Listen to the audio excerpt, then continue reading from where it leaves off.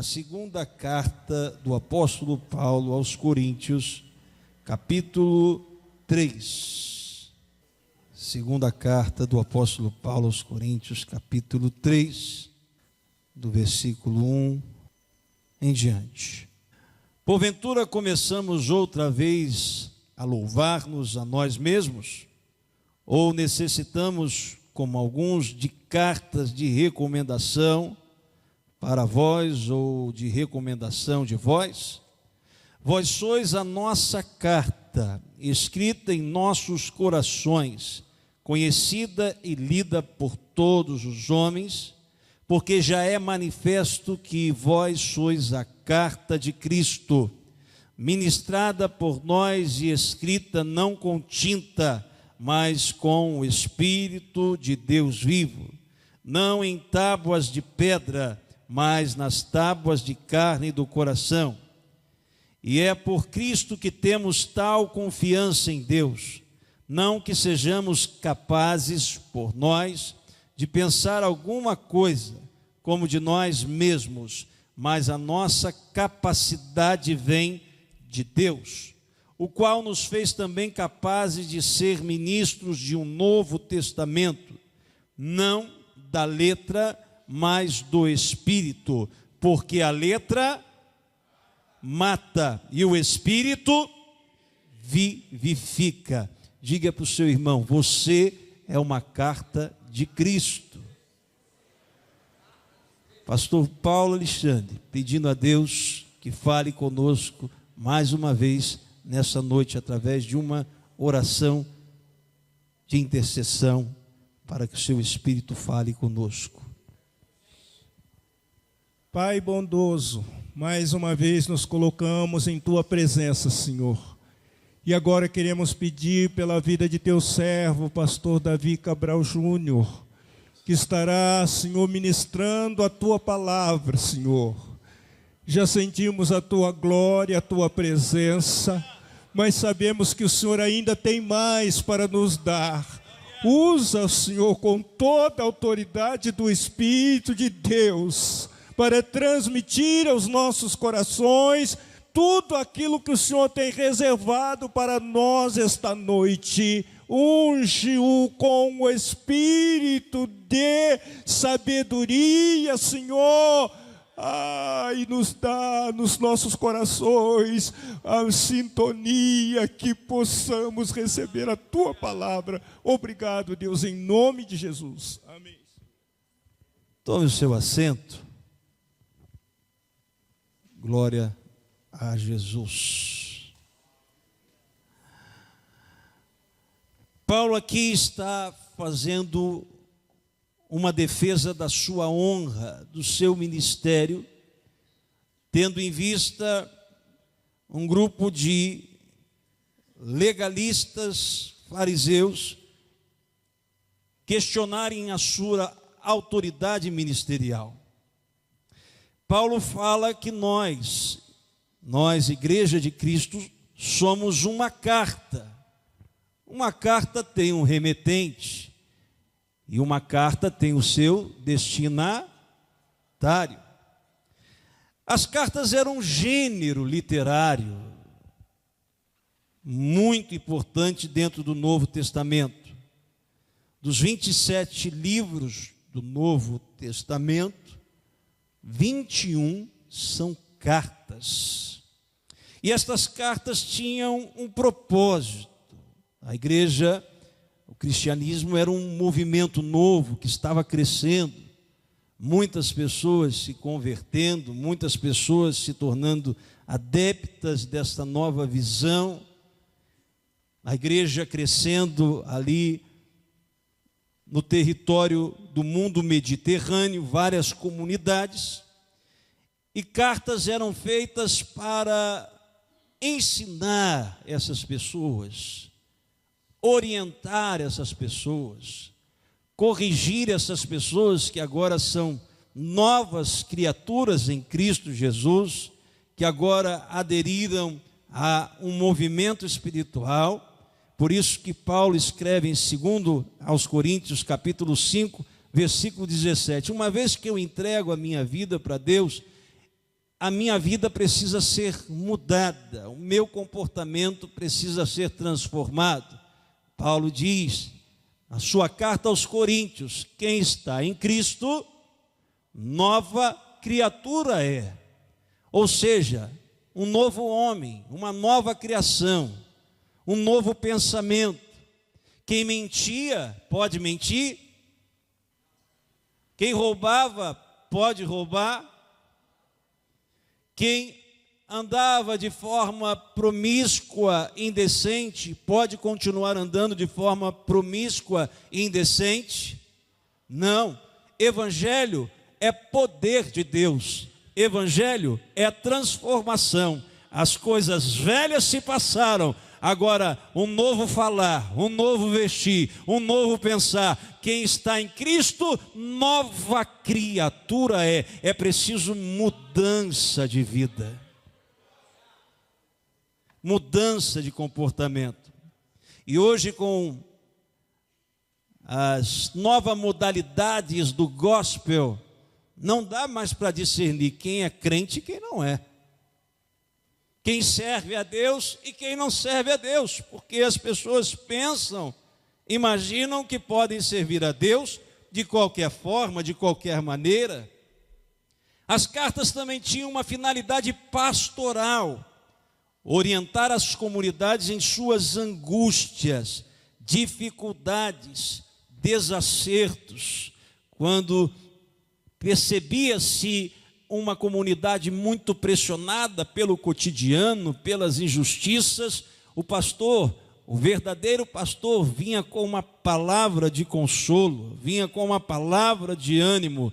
Pastor, homem de Deus, não tem palavra de julgamento, palavra de crucificação. A sua boca é um manancial de bênção, é um manancial de vitória. Até quando ele exorta, ele faz isso com muito temor, com muita prudência, porque se ele pegar uma escova para arrancar o carrapicho da ovelha, sem antes jogar o azeite, sem antes molhar a lã da ovelha de azeite, ele sabe que ele vai machucar a ovelha. Mas pastor de Deus, homem de Deus, quando percebe que a ovelha está machucada, angustiada, antes de ele exortar, ele vem com uma palavra mansa, uma palavra tranquila, joga o azeite, passa a escova com carinho, e a ovelha que estava machucada é sarada, porque o tratamento foi com amor,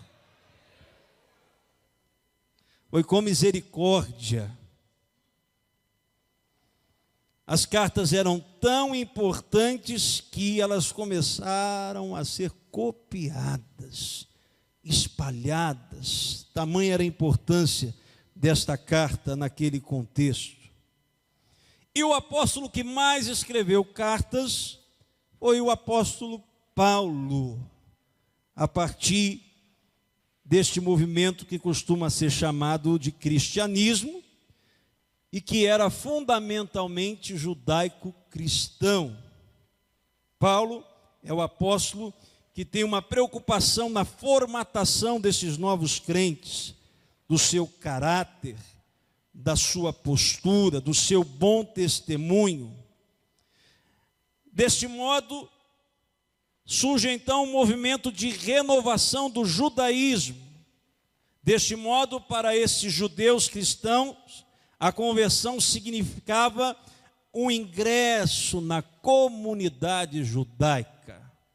Ora, um novo movimento, cristianismo, e os judeus agora tentando inserir os cristãos dentro da sua visão de mundo. Qual que é o problema aqui?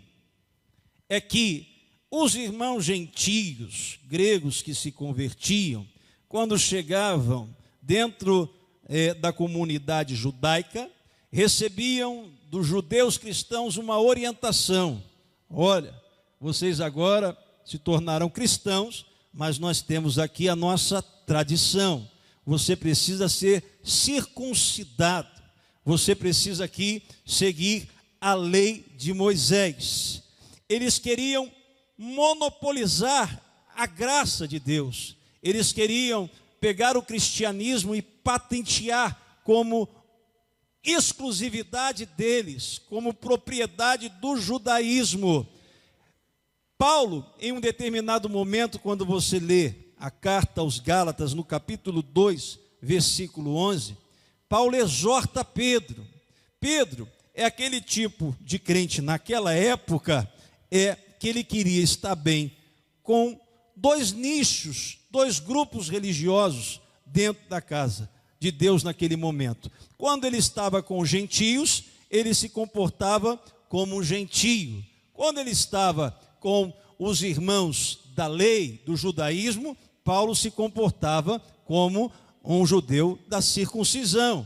Ele tinha dupla personalidade. Meu irmão, se tem uma coisa que Deus não gosta, é crente com dupla personalidade. Ou nós somos santo, ou nós somos profano. Ou nós servimos a Deus, ou nós servimos o mundo.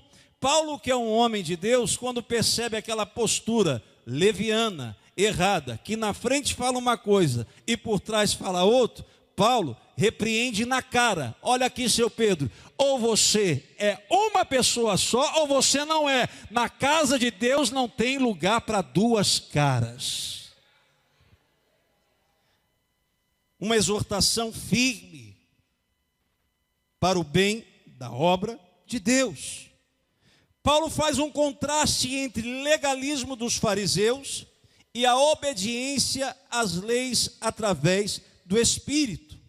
Os judeus queriam monopolizar a graça, e Paulo novamente escreve aos Romanos no capítulo 2, versículo 29, que os judeus não têm a patente do Evangelho. Paulo diz, Evangelho é para toda criatura, Evangelho é para todo mundo. João 3,16, porque Deus amou o mundo de tal maneira que deu o seu Filho para que todo judeu que nele crê não pereça, mas tenha vida eterna. É isso?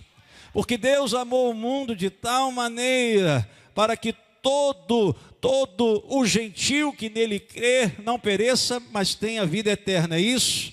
Não, porque Deus amou o mundo de tal maneira para que todo aquele que nele cresce não perecesse, mas tenha vida eterna. Evangelho não é exclusividade da Assembleia de Deus. Evangelho não é exclusividade da Universal. Evangelho não é exclusividade da Batista. O Evangelho é para todo aquele que nele crê.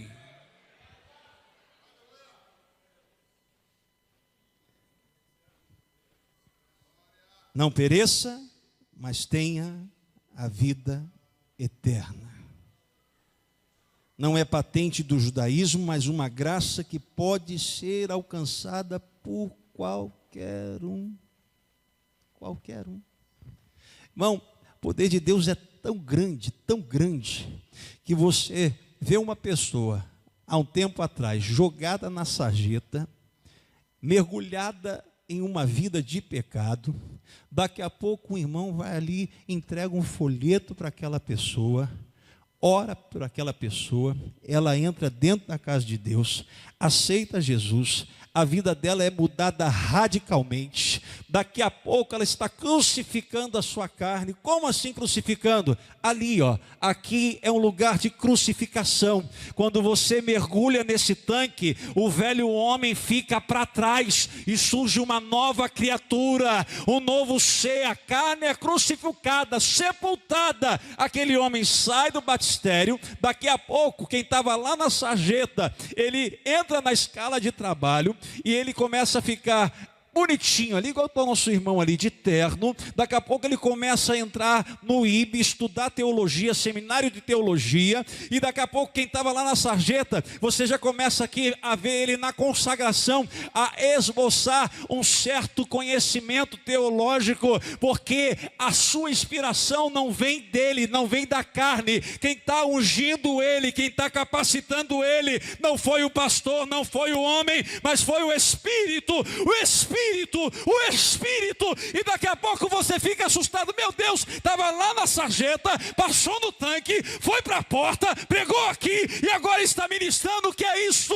É poder, é poder, é poder. Este é o evangelho que eu e você professamos. Quantos acreditam nesse evangelho? Quantos já viram isso acontecer?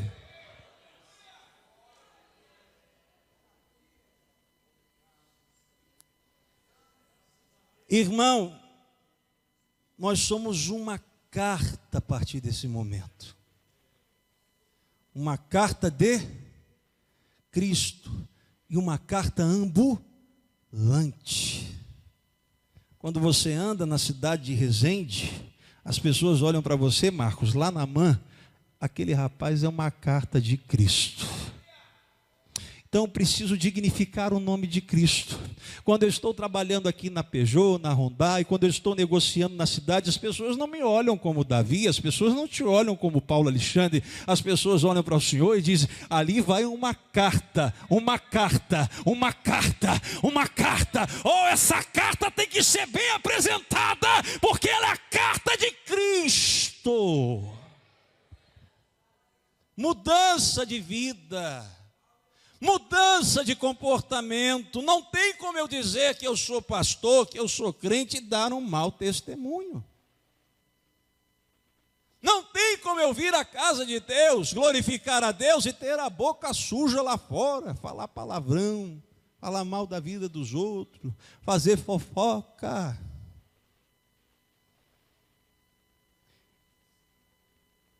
Mudança de caráter.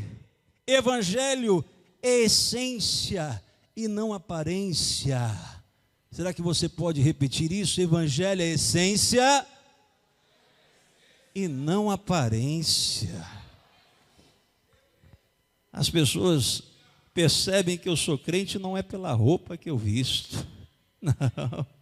As pessoas percebem que eu sou crente não é pela minha condição social, é se eu tenho uma vida que testemunha o bom caráter de Cristo. Eu preciso ser um seguidor de Jesus, ser manso e humilde de coração, ou me parecer com Cristo, ser amoroso, ser bondoso, aleluia, ter o caráter de Cristo. A palavra cristão significa, irmão, seguidor. Ah, eu sou crente. Mas que crente é esse que não segue? Ah, eu sou cristão. Mas que cristão é esse que não é seguidor de Jesus, não é imitador de Jesus? Esses dias na faculdade, psicologia é uma ciência muito complicada, irmãos, para um pastor fazer. Toda hora eu entro em conflito ali. Eu estava conversando com o irmão, eu entro em conflito. Porque é cada aberração, ainda mais porque o Conselho Federal de Psicologia está corrompido com a ideologia de gênero e políticas voltadas para os seus interesses. E praticamente todas as aulas eu me posiciono, porque é assunto contrário a casamento, é assunto contrário à família, é assunto contrário à santidade. E aí, esses dias eu fui elogiado.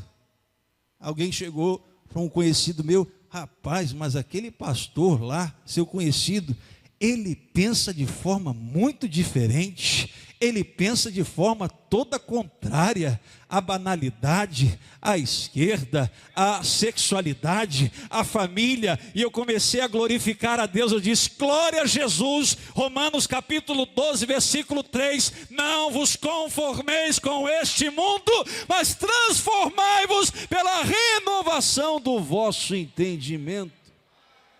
O pensamento contrário é porque eu defendi a família. Um professor disse que a filha dele tem 5 anos, e se ela quiser ser lésbica, ela poderia ser, que ele não ia interferir. Eu levantei a mão e eu disse, a minha não, a minha pertence ao Senhor Jesus. Pode te chamar de careta, pode te chamar, seja lá do que for, mas não negue o Jesus que você serve, seja aqui, no trabalho, na faculdade, aonde você for, você é uma carta, você é uma carta, você é uma carta.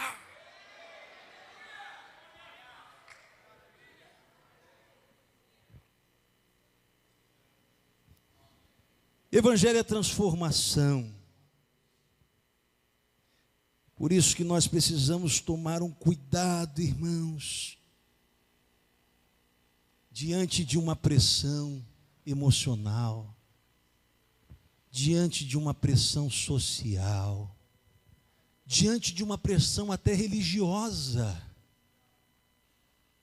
até dentro da casa de Deus, porque nós somos observados o tempo todo. Nós somos observados o tempo todo. Paulo está entrando em Filipos para pregar a palavra de Deus. Ele ganha Lídia para Jesus, não é isso? Uma revolução, aquela mulher aceita Jesus. Paulo fica ali um tempo. E Paulo vai pregando a palavra de Deus junto com Silas. Uma jovem oprimida por espíritos malignos começa a dizer: estes homens são homens que pregam a palavra de Deus, são homens de Deus. Vários dias aquela mulher falava isso, até que Paulo percebe que é um espírito maligno, e Paulo repreende aquele espírito e liberta, através do poder de Deus, a vida daquela jovem, não é isso? Tem gente observando Paulo? Sim ou não? Sim, estão acompanhando Paulo. O demônio provocando, as pessoas então se revoltam, os senhores daquela jovem, pegam Paulo e Silas e espancam Paulo e Silas, batem em Paulo e Silas, xingam Paulo e Silas, mas eu não vejo na palavra de Deus em nenhum momento Paulo e Silas revidando, Paulo e Silas dizendo: eu vou me vingar, eu vou entregar na mão do meu Deus. Isto sim foi o que Paulo e Silas fizeram. Se alguém está te perseguindo, se alguém está tentando te desestabilizar, eu tenho uma palavra de Deus para você: entrega na mão de Deus, na mão de Deus, na mão de Deus, porque o meu Deus e o teu Deus, Ele é o justo juiz, e Ele diz na sua palavra: a vingança não é sua, a vingança pertence ao Senhor. Eles são espancados, são surrados, acorrentados. Não vejo Paulo e Silas descer do salto. Estão machucados, e tem um grupo de pessoas observando o testemunho deles, são cartas. Mesmo machucado, mesmo arrebentado, caluniado. Gente, tem gente que não aguenta isso não. Tem gente que diante de uma situação dessa quer responder, quer bater boca. Comigo não. Eu não levo desaforo para casa. Irmão, que cristão é você? Quem está em Cristo, nova criatura é. Qual é o Espírito que está habitando em você? É o espírito do amor, é o espírito do domínio próprio, é o espírito da longanimidade, é o Espírito Santo. De que espírito sois? Eu sei que o meu espírito e o teu espírito, que está aqui nessa noite e que opera na igreja, e que operou aqui alguns minutos atrás e que continua operando, é o Espírito Santo de Deus. Coração de crente, irmão, ou ele é fonte de água viva, mas não pode ser fonte de água suja, salobra. Aqueles dois homens, não vai dar tempo, eles começam a adorar a Deus. Silas, estou machucado, me perseguiram, me bateram, mas a gente é crente. A gente não pode ir para uma rede social, Silas, e começar a vomitar tudo ali. A gente não pode começar a mandar mensagem para um monte de gente, que isso é perigoso, esse negócio vaza. Já pensou chegar lá na igreja de Jerusalém, Paulo e Silas estão estão aloprando. Paulo e Silas estão dando mau testemunho. Paulo e Silas está espalhando para todo mundo, xingando. Paulo e Silas não manteve-se firme na provação. Paulo e Silas não acreditam no Deus que é o juiz de toda a terra. Paulo e Silas não acreditam em Jesus que é o nosso advogado. Paulo e Silas estão fraquejando, mas não, eles ao invés de murmurar, ao invés de ir para o WhatsApp, rede social, Instagram, de porta em porta, Paulo e Silas sabiam: o meu Redentor vive, o meu Redentor vive, então eu não vou murmurar, então eu não vou dar mau testemunho. Eu sou carta, eu sou carta, eu sou carta. Ei, Silas, vamos adorar a Deus.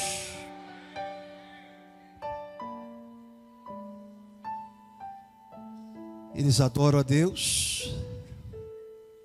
Você conhece a história? O que acontece? Um terremoto. Quando eu espero no Senhor, quando eu espero o tempo de Deus, a vitória é certa. Oh, aleluia. Correntes se quebram, cadeias se abrem. Aguenta firme, carta. Aguenta firme, carta. Aguenta firme, carta. O Senhor está trabalhando ao teu respeito. O Senhor está vendo o teu testemunho. O Senhor está vendo o que você está passando. O Senhor está vendo a perseguição. O Senhor está vendo a calúnia. Mas não perca a linha. Deus vai te dar vitória.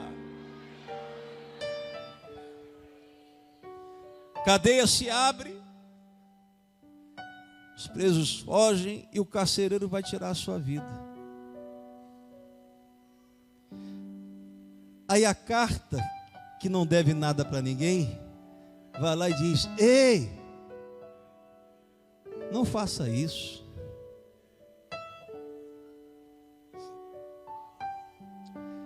Nós somos cartas de Cristo.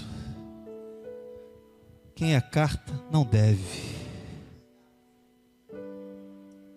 Quem a carta não foge. E este homem faz uma pergunta: o que eu devo fazer? O que eu devo fazer para eu ser salvo? Por que eles fizeram essa pergunta? Por causa do bom testemunho. Porque se a gente tem mau testemunho, ninguém vai fazer essa pergunta para você. Porque você não é carta. Você não dá bom testemunho. Agora, quando a pessoa vê Jesus na vida da gente, ela pergunta: como é que eu faço para servir o teu Jesus? O que eu devo fazer para ser salvo? E Paulo diz: é muito simples. Crê no Senhor Jesus e será salvo, tu e a tua casa. Será que você consegue pregar isso no seu dia a dia, no seu trabalho? Esse sermão tão grande, tão bonito, tão bem estruturado. Crê no Senhor Jesus. Crê no Senhor Jesus e será salvo tu e a tua casa. Por que Paulo falou que a letra mata? Não é a letra do estudo da palavra de Deus. Eu termino aqui. Não é a letra dos estudos intelectuais. Não é a letra do mergulhar na palavra. É a letra do legalismo.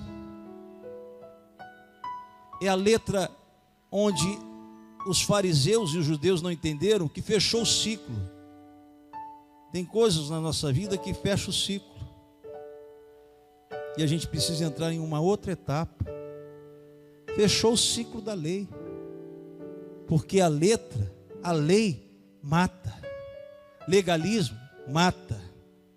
Farisaísmo mata. Nós estamos agora no tempo do Espírito Santo. Agora não é mais a lei.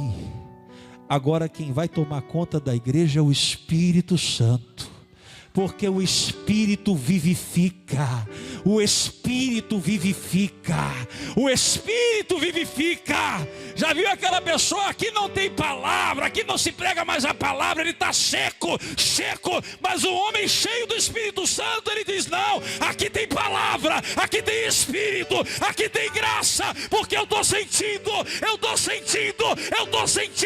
eu não vivo no legalismo, eu vivo no Espírito Santo de Deus. Só quem entendeu a palavra de Deus se coloca em pé, glorificando o nome do Senhor. Diga para o seu irmão: viva pelo Espírito, o Espírito vivifica.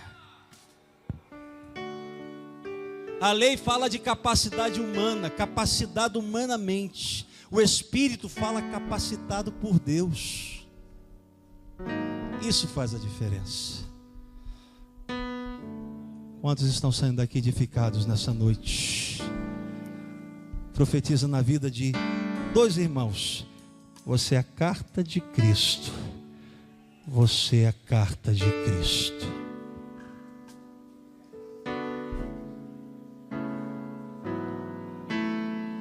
Cuidado ao andar por Resende. As pessoas te conhecem como carta.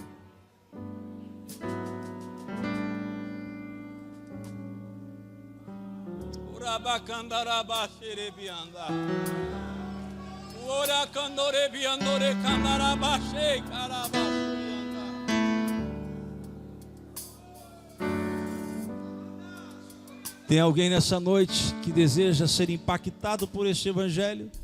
Paulo estava testemunhando dos seus filhos. Os meus filhos que estão aí são cartas. Essa gente convertida, tudo carta. Tem alguém para Jesus nessa noite? Alguém afastado? Os salvos em Cristo Jesus? Uma palavra de edificação.